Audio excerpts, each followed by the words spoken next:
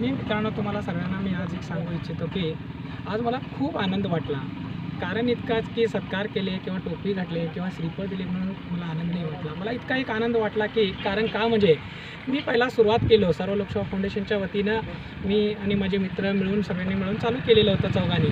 पण आज चौघांच्या ठिकाणी का नाही इतकी माझ्याबरोबर माझे भाऊ सर्व मित्रवर्ग रामण्णा निलस्कर आणि यल्लोजी पाटील अण्णा आणि त्यांचे मित्रमंडळ सर्व इतकं येऊन का नाही माझ्याबरोबर उभा आहेत. म्हणजे मला काय वाटायला म्हटलं तर हे काम फार सोपं आहे, फार म्हणजे फार सोपं आहे.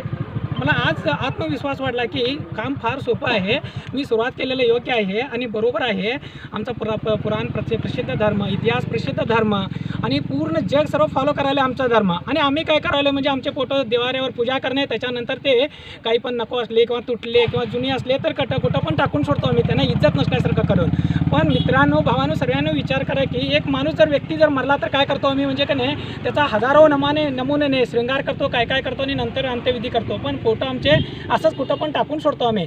पण आज काय झालं की ते काम आम्ही बघून करणे चालू केलेलं होतं आणि ती उदाहरण प्रकार आम्ही ते विसर्जन करायलो आहे. एक दिवस 1000-2000 फोटो जमल्यानंतर विधी प्रकार विसर्जन करत होतो आम्ही.